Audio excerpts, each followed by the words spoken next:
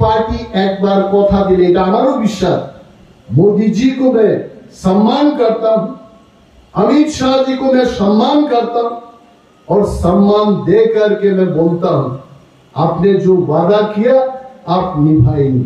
এটা আপনি বলেছেন ভারতবর্ষের মানুষের কাছে, আপনি মিডিয়ার মাধ্যমে বলেছেন যে ত্রিপুরায় এই ঐতিহাসিক চুক্তি হচ্ছে, এই ঐতিহাসিক চুক্তিকে আমরা বাস্তবায়ন করব। তো এই কথা আমি বিশ্বাস রাখি। এই কারণে আমরা বলি নরেন্দ্র মোদীজির হাতকে শক্তিশালী করার জন্য পশ্চিম ত্রিপুরা এবং পূর্ব ত্রিপুরার তীব্রামথায় কীর্তি সমর্থিত বিজেপির যিনি প্রার্থী উনাদের জয়লাভ করিয়ে নরেন্দ্র মোদীর হাতকে আমরা শক্তিশালী করবই করব। আর সিপিএম আমরা কেন ভারতীয় জনতা পার্টির সিম্বলে ভোট দেব, এই সমস্ত বিষয় নিয়ে আমাদের আলোচনার দরকার রয়েছে। কারণ চিনবাই চিনি বিরোধী যারা বুট বাতাইলেই নেই, আমাদের বিরুদ্ধে কে আছে? এখানে মহিলাদের যদি আমি জিজ্ঞেস করি, মহিলারা জবাব দেবেন আমাদের বিরুদ্ধে কেউই নাই। কারণ আসলে তো বিরোধী দেখাই যায় না, বড় ছিয়াই যে বিরোধী। কিন্তু পার্লামেন্ট নির্বাচন এটা বিধানসভা বা ভিলেজ কমিটির নির্বাচন না।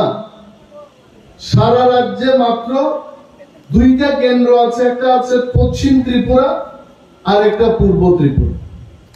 আমরা পূর্ব ত্রিপুরার ভোটার এবং পূর্ব ত্রিপুরায় যিনি প্রার্থী আপ্রার্থী ভূমিকা কৃতি সিং দেববর্মা, সিপিএম বারবার তবে প্রশ্ন খাই কৃতি সিং কি কইরা দেববর্মা হয়।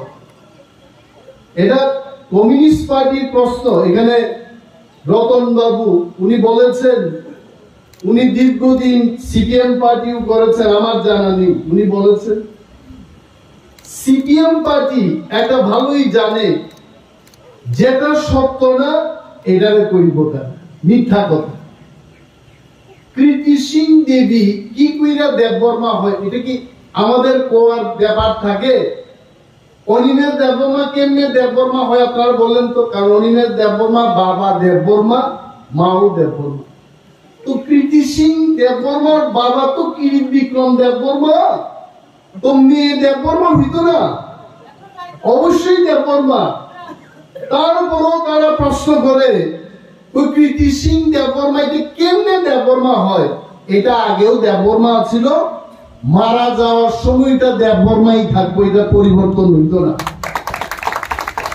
আর কৃতি সিং কই জায়গাইতে আইতো না সিং, এটা তো গরুর সিং বাই দিতে না, এটা টাইটেলের সিং, এটা স্বামী হচ্ছে সিং। কাবারদা ছত্তিশগড়ের মহারাজা, এখন তো সেখানে রাজপ্রথা আমাদের এখানের মতো আছে, সমাজে সম্মান দেয় এদের। ওইখানের যে যিনি রাজা, ওই রাজার টাইটেল পেয়েছে সিং। তো সিং রে বিয়ে কইরে কৃতি সিং, আর দেববর্মায় জন্মগ্রহণ করতে, এটা দেববর্মা কৃতি সিং দেববর্মা পরিষ্কার। এটা বাড়ি ঘরে গিয়ে আপনারা বুঝাইবেন, গ্রামে গ্রামে ঘরে ঘরে গিয়া বুঝাইবেন। সিপিএম কিন্তু কইতাছে কই কৃতি সিং দেববর্মা, এটা দেববর্মা, এটা কেমনে দেববর্মন হইতে? আপনারা সবাই জানেন রাজ পরিবারের লোক অনেকে দেববর্মা লেখেন, আবার দেববর্মাই আবার রাজ পরিবারের থেকে এরা দেববর্মন লেখেন। আমি কমিউনিস্ট পার্টির বন্ধুদের বলছি শচীন দেববর্মন রাজ পরিবারের, রাহুল দেববর্মন রাজ পরিবারের, জিষ্ণু দেববর্মা রাজ পরিবারের, প্রদ্যুৎ কিশোর দেববর্মন আমাদের জীবিত মহারাজা। যদিও মহারাজাদের গণতন্ত্রে পাওয়ার নাই, কিন্তু সামাজিক ভাবে এখন উনি আমাদের মহারাজা। তো এটা কি বলার অপেক্ষা রাখে? কইতাছে কই আপনারা তীব্রামথা করেন, আপনারা কেন বিজেপিকে ভোট দিবেন? হাসি উঠে আমার। মানিক সরকার ত্রিপুরার 20 বছর মুখ্যমন্ত্রী, কংগ্রেসের বিরুদ্ধে গালাগাল করতেন রাস্তা বলে মাইক লাগাইয়া। 20 বছর, 1 বছর 2 বছরের মুখ্যমন্ত্রী না, 20 বছর বামফ্রন্ট সরকারের মুখ্যমন্ত্রী ছিলেন মানিক সরকার। আর কংগ্রেস ছিল তাইদের বিরোধী দল। রতন বাবু ভালোই জানলেন, এখান থেকে গাড়ি ভর্তি তেলেঙ্গা আর কি আছে চাষা দেববর্মা বাংলার দুনিয়ার লোক নিয়ে যাইতো, যাওয়ার পথে হাসি খুশি যাইতো, আবার সময় সব ঘুমাইতো, আগরতলা নিয়ে যেত, বক্তৃতা করতো। কার বিরুদ্ধে বক্তৃতা করতো? কংগ্রেসের বিরুদ্ধে। মানিক সরকার এইবার কংগ্রেসকে ভোট দিব হাত সিম্বলে, আর আমরা তীব্রমতা করি, কিন্তু ভারত সরকারের সাথে আমাদের চুক্তি হয়েছে, এই চুক্তি রূপায়ণের জন্য আমরা বিজেপিকে এবার ভোট দেব। মানিক সরকার যদি হাত সিম্বলে কোন চুক্তি ছাড়া ভোট দিতে পারে, আমরা চুক্তির নিরেখে বিজেপি পার্টিকে পদ্ম চিহ্নে আমরা ভোট দেব। আমরা বুক খুঁজলে এটা করতেন। মানুষের বুকা বানানোর আর জায়গা পাইছে না। কই ডেইলি মাইক লাগা কই তুমি তো তীব্রমতা ভাইকে বিজেপি ভোট নাই। তীব্রমতা নিম্বু পান্তাল গায়ে আনসারে। তীব্রমতা একটা পার্টি, আমাদের রাজা এই পার্টির নেতা। এখন রাজ পরিবারের যিনি কন্যা প্রীতি সিং দেবী দেববর্মা এখানে আইছেন আমাদের প্রার্থী। আবার এরা কই তীব্রমতার মধ্যে কি আর ভালো লোক দেয়নি? আরে ভালো লোক তুমি কেন আমার পার্টির মধ্যে ভালো লোক কেটা তুমি জিগাইবা? তোমার কি?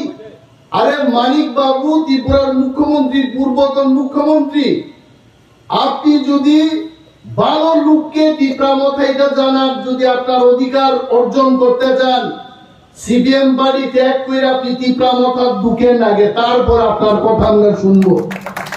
তুমি কে? তীব্রমতার মধ্যে ভালো লোক কে খারাপ? আপনার ইশারায় চলবো? আগে মাঠ ভর্তি ছাড়া মানিক বাবু বক্তৃতা করতেন না। এখন মানিক বাবুর বক্তব্যের জায়গা হইতে আমাদের আসারাম বাড়ির এই কমিউনিটি হল, এটা অর্ধেক ভর্তি, জানালা বন্ধ করে বক্তৃতা দেয়।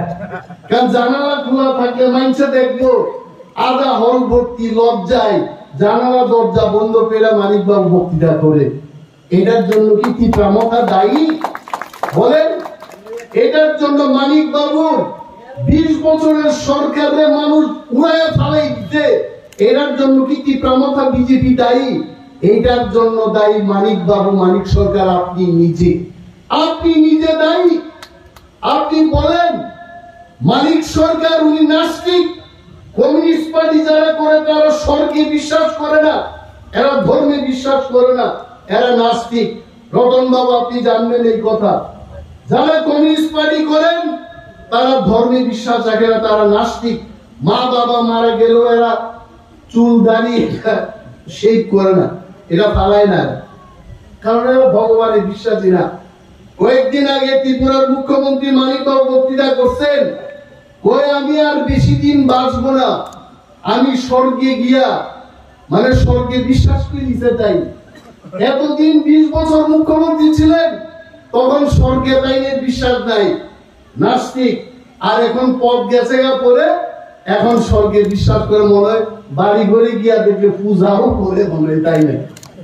এই লোকটা কইতেছে তুই স্বর্গে গিয়া আমি কইতে পারবো আমি আমার 20 বছর মন্ত্রিত্বকালে আমি কি করেছি।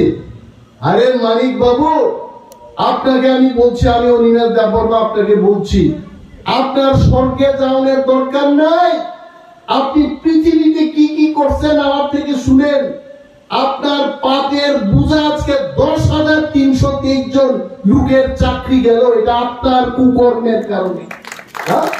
আপনি বলেন আবার ইয়েতে গিয়া কই স্বর্গে গিয়া কথা কইবেন, ঈশ্বর আপনার জায়গায় দিত না। মারা গেলে আপনার ওই লোকটা 20 বছর ত্রিপুরার মানুষকে নির্যাতন করছে, গেটের বাইরে রাখো, আপনি স্বর্গে যাইতেই পারতেন না। আপনি স্বর্গে গিয়া কথা কইবেন, স্বর্গে বিশ্বাস করেন। এডিসি এলাকা আমাদের আসারাম বাড়ি বনবাজার কি হিসেবে বলেন, কি করছে এখানে? নাথিং। মানুষ কাজ পায় না, জল পায় না, এরা বলছে যে আমরা এই করেছি সেই করেছি। আরে মশাই, আপনি যদি 20 বছরে এত কাজ করতেন, আসারাম বাড়ির লোক 18,328 ভোটে আমাকে জয়লাভ করায় না, আপনার পার্টি যদি ভালো থাকতো, আর এটার জন্য দায়ী আপনারা। এরা কে? এরা কইতাছে কে ভালো কে খারাপ, কেন ভোট দেবে, কিচ্ছু হবে না। আপনারা দেখবেন ভারতবর্ষের মধ্যে 10টা লোকসভা কেন্দ্রের মধ্যে পূর্ব ত্রিপুরা আমাদের এই আসন 10টা কেন্দ্রের মধ্যে একটা কেন্দ্র থাকবে এবং লক্ষ লক্ষ ভোটের ব্যবধানে আমরা এখানকার সিপিএম প্রার্থীরা পরাজয় করব। এটা মানুষই ভোট দিবে। আর এখন কুল পায় না, কর আমরা কি কয় এরা, কয় আমরা দেখে নেব ইন্ডিয়া মহাজোট কত 350 সিট নিয়ে বলে আইতাতে। আমি কই আমি কালকে থেকে চুপ বন্ধ করে হাঁটবো।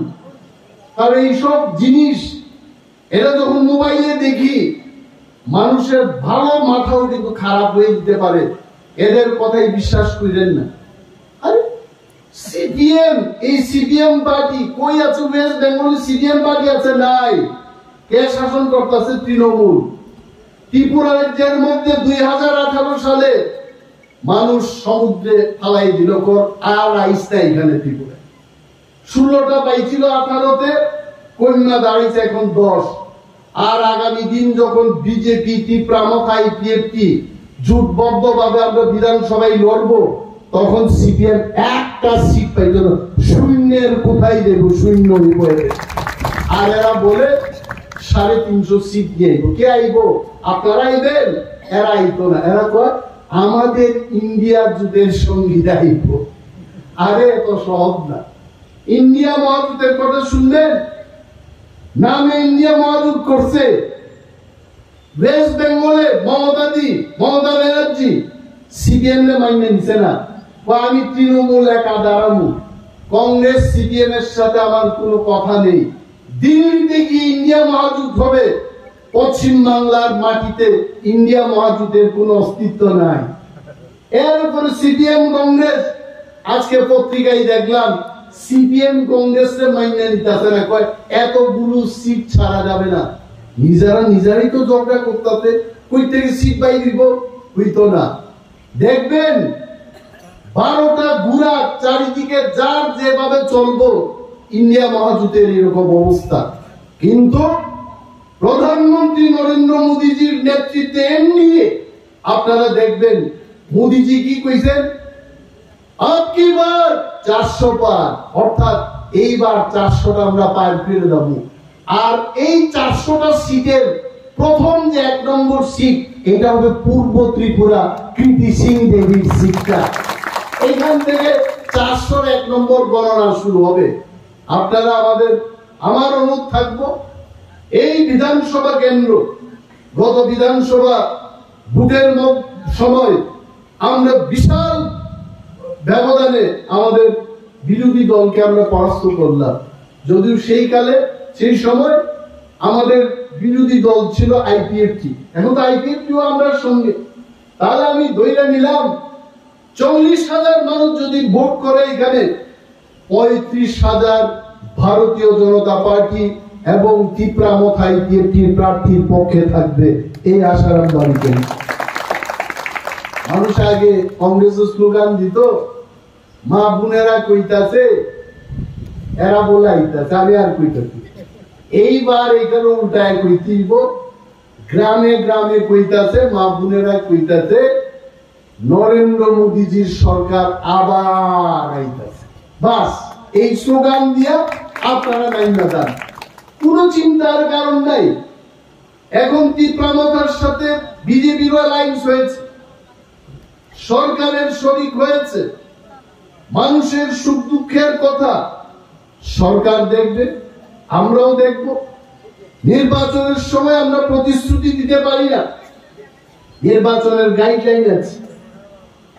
আধা মন ক্যামেরা নিয়ে কিছুক্ষণ আগে একটা লোক রেকর্ডিং করতাম, আধা মন 20 কেজি ওয়েটার উপর, এইটা দিয়ে আপনারা ক্যাপচার করতে, আমি নমস্কার জানাইলাম। কারণ এরা ওই খোয়াইট ডিএম অফিসের এখানটা কন্ট্রোল রুম আছে, অনিমেষ দেববর্মা কোনখানে এমন বক্তৃতা করছেনি যে আইনের ফাঁদে পালাবো। আমি আইন না বুঝলেও আমি আইন মানি, আমি আইনের বিরুদ্ধে যাব না। এরা এটা দেখে। সুতরাং মহিলারা বিশেষভাবে আপনারা মনে করিলেন না আমরা মন্ত্রী আই আমাদের ওই চাল দেওয়ানের কথা, ভোট দেওয়ানের কথা, জল দেওয়ানের কথা এটা কইছেন না। আমি পারি না কইতে, এটা আমি পারি না কইলে আমার আইনের ফাঁদে ফালাইব। 4 তারিখ জুনের পরে কে কি পাবে, কার কি হবে, এগুলো নিয়ে আমরা আলোচনা করব। কিন্তু এখন আমাদের লক্ষ্যটা থাকবো পদ্ম চিহ্নে। সিপিএম এরা কিন্তু খুব এরা ফালতু প্রচার করে। আমার মনে আছে আমি 2003 সালে যখন নির্বাচনে প্রথমবার দাঁড়াইলাম, আমি এমএলএ হইলাম 6 বছর। পাহাড়ে গিয়ে আর তো জানে না এই বুটিং মেশিন আইছিল প্রথম, তখন বুটিং মেশিন প্রচার করতে গিয়ে আর রতন বাবু শিখাইতে কি জানেননি? আপনিও হয়তো বা তখন সিপিএম করেন, আমি যাই না। কইছে জোড়া পাতার মধ্যে, জোড়া পাতা আমার সিম্বল, জোড়া পাতার মধ্যে যদি টিপটা পরে কারেন্ট শর্ট করব এখানে মারা যাবে। ওইটার পরে আমি যখন প্রচার করতে গেলাম, আমার কইতে কই বাবু আমরা তো চাই তোমার মতো সুন্দর মানুষদের। আমি নিজের সুন্দর কইতে, মহিলা কইতে আমার তোমার মতো সুন্দর প্রার্থীরা আমরা ভোট দিতে চাই জোড়া পাতা। কিন্তু সিপিএম এর আইয়া দেখি কইল কারেন্ট শক লাগবে এটার মধ্যে, জোড়া পাতার মধ্যে টিপ দিলে। একটাই বলে টিপ দিতে কাছি আতুরার মধ্যে। এরপরে তো আমি তো আকাশ থেকে ভাঙা বললাম, তড়ি গড়ি কর্মীরা কইলাম বুটিং মেশিন নিয়ে তোমরাও যাও, কোনো কারেন্ট শক হবে না। এরপর আমরা যখন প্রচার করলাম, এরা টের পাই নিতে আবার একটা ফোন দিয়ে আনছে, কইছে কি তখন তো খোয়াইয়ের মুখ্যমন্ত্রী ছিল, ত্রিপুরার মুখ্যমন্ত্রী একজন আছে তখন মানিক সরকার, আর খোয়াইয়ের মুখ্যমন্ত্রী ছিল সমীর দেব সরকার। উনি খোয়াইটারে ক্যাপচার করে রাখতেন। আর একটা বুদ্ধি ভালো কি কইতে কইছে, খোয়াইয়ের সিপিএম পার্টি অফিস থেকে সিসি ক্যামেরা বয় দিছে সবখানে। এরা দেখবো যে কে কোন পার্টিতে ভোট দিতে, এখানে টিভির মধ্যে বসে বইয়া দেখবো। আবার আরেক দরবার মানুষকে বুঝাইতে বুঝাইতে দম বাইতে। তারপরও জনগণের আশীর্বাদে 387 ভোটে তৎকালীন মন্ত্রী, উপজাতি কল্যাণ মন্ত্রী অবুর দেব বর্মার আমি পরাস্ত করতে পারলাম। এইবারও আমি আপনাদের কৃতজ্ঞ। এদের কানে, এদের গুজবে কান দেবেন না, এদের ফাঁদে পা দেবেন না। এইখানে এখনো কিন্তু কিছু উগ্রপন্থীর কায়দা এটা লুকায়া থাকে, এটা আয়ে না, এটা হঠাৎ কইরা। আমরা বিজেপি বলেন, টিপ্রামথা বলেন, আইপিএফটি যখন বাড়ি করে ঘুমাইব, এই সিপিএম এর বাইনেরা টর্চ নিয়ে বাইরে রাত্রেবেলা কইব আপনারা চিন্তা করিলেন না, আসারাম বাড়িতে আমরা 1000 ভোট পাইতাছি, পূর্ব ত্রিপুরায় এইভাবে আমরা ভোট পাইতে, এইসবে কান দিয়েন না। এরা রাত্রেবেলা টর্চ লাইট নিয়ে বাইর হইলেও, দিনের বেলা পাখির মতো পাখা লাগাইয়া বাইর হইলেও এখানে বিজেপি ত্রিপ্রামথা আইপিএফটি জয়লাভ করবে। লক্ষ লক্ষ ভোটে আমরা তাদের পরাস্ত করব। আপনারা হিসাব করে দেখেন, গত বিধানসভা নির্বাচনে বিজেপি ত্রিপ্রামথা আইপিএফটি ত্রিপ্রামথা আমরা যদি যোগ করি, ত্রিপুরা রাজ্যের মধ্যে আগামী পার্লামেন্ট নির্বাচনের পরে বিরোধী দলগুলোর খুঁজতে দিব। টর্চ লাইট লাগাবে পাইতেন না, এলাকার মধ্যে থাকতো না। কারণ মানুষ বুঝছে যে মহারাজা আমাদের যে পার্টির নেতা ত্রিপ্রামথা, উনি কি চাইছে? উনি তো চান ত্রিপুরা, মুগলি, ধুরু, ওয়াংসা যারা একসঙ্গে আমরা গ্রাম পাহাড়ের মধ্যে থাকি, আমাদের সবার যেন সমান অধিকার হয়, এটাই চাইছেন। এটাই গ্রেটার ত্রিপুরাল্যান্ড, এটাই কনস্টিটিউশন সলিউশন। আর মোদিজি তখন আমাদের দিল্লি থেকে অমিত শাহজিরা ডাকছেন শ্রেষ্ঠ ভারত, এক ভারত, শ্রেষ্ঠ ত্রিপুরা, এক ত্রিপুরা। তো শ্রেষ্ঠ ত্রিপুরা, এক ত্রিপুরা যদি থাকতে হয়, শুধু চাষা আর তেলেঙ্গানা দিয়া এক ত্রিপুরা হইব? এটার মধ্যে দেববর্মা দিয়া, জমাতিয়া সব আইতে হইব। এটার মধ্যে দেবনাথ দত্ত সব আইতে হইব। বাঙাল ত্রিপুরা সব লোক যখন একটা জায়গায় আয়া ত্রিপুরার মানুষের উন্নয়নের কাজ করব, তখনই গিয়ে এক ত্রিপুরা শ্রেষ্ঠ ত্রিপুরা হইব। আর আমরা যে এগ্রিমেন্টটা করলাম, এই এগ্রিমেন্ট এক ত্রিপুরা শ্রেষ্ঠ ত্রিপুরা এবং এক ভারত শ্রেষ্ঠ ভারতের লক্ষ্যে এই এগ্রিমেন্টটা হচ্ছে। আর এরা বলে ওইটা এগ্রিমেন্ট নেই, এরা বলে চা খায় দোকানে, এখানে না, আমাদের এখানে না। ওই টাকার জলায় সাবরুমে কালকে গেলাম, এখানে কইতাছে চায়ের দোকানে চা খায় বলে এরা কয় ত্রিপুরা মতার এই এগ্রিমেন্ট, এটা তো আদা পাতা লিখছে। আমি কই বাবু, ভারত সংবিধান, ভারত পরিচালনা করার সংবিধান, এই সংবিধানটাই এতটুকু বই। আর এদের কথায় তার মানে ভারত পরিচালনা করতে এত মোটা বই লাগবে, এত বই হয় না, এত কায়দা কানুন থাকে না। আর আমরা আদা পাতার মধ্যে আমরা কি লিখলাম, এখানে পাহাড়ে পিছিয়ে পড়া সমস্ত অংশের মানুষের জন্য, এখানে দেববর্মা জমাতিয়া রিয়াঙ্গের নাম দিয়ে কেউ লেখছে না, ওই সেইখানে এডিসি এলাকায় এবং প্রত্যন্ত অঞ্চলে যারা বসবাস করছে, এইখানে নাভির রক্ত যারা, এখানে নাভির রক্ত পীড়িত জন্মগ্রহণ হয়, যারা এখানে জন্মগ্রহণ করেছে, ওই সমস্ত ত্রিপুরাবাসীর উদ্দেশ্যে ভারত সরকার বলেছে যে তাদের আর্থ সামাজিক রাজনৈতিক অধিকার আরো মজবুত করা হবে। আমরা একটা এগ্রিমেন্ট সাইন করলাম, এটার এরা কয় ত্রিপুরা মতারে কয় বিজেপি এটা ইমপ্লিমেন্ট করতো না, আর বিজেপির কয় এই এটার মধ্যে কি আছে, এটার মধ্যে কিচ্ছু নাই। আমি সিপিএম পার্টির কাছে অনুরোধ করব, আপনাদের যদি মনে হয় যে নরেন্দ্র মোদী অমিত শাহরা আমাদের এই এগ্রিমেন্টটাকে বাস্তবায়ন করবে না, আপনারা রাস্তায় নেমে আন্দোলন করবেন। ত্রিপুরা মতা বিজেপি বা কেন্দ্রীয় সরকার ত্রিপুরা সরকারের মধ্যে ত্রিপাক্ষিক যে চুক্তিটা হইছে, এই চুক্তির বাস্তবায়ন করতে হবে বলে আপনারা আন্দোলন করেন। করতো না এরা, কারণ এরা জানে बीजेपी पार्टी एक बार কথা দিলে, এটা আমারও বিশ্বাস, मोदी जी को मैं सम्मान करता हूं, अमित शाह जी को मैं सम्मान करता हूं और सम्मान दे करके मैं बोलता हूं आपने जो वादा किया आप निभाएंगे। এটা আপনি বলেছেন ভারতবর্ষের মানুষের কাছে, আপনি মিডিয়ার মাধ্যমে বলেছেন যে ত্রিপুরায় এই ঐতিহাসিক চুক্তি হচ্ছে, এই ঐতিহাসিক চুক্তিকে আমরা বাস্তবায়ন করব। তো এই কথা আমি বিশ্বাস রাখি। এই কারণে আমরা বলি নরেন্দ্র মোদীজির হাতকে শক্তিশালী করার জন্য পশ্চিম ত্রিপুরা এবং পূর্ব ত্রিপুরার তীব্রামথায় কীর্তি সমর্থিত বিজেপির যিনি প্রার্থী, উনাদের জয়লাভ করে নরেন্দ্র মোদীর হাতকে আমরা শক্তিশালী করবই করব।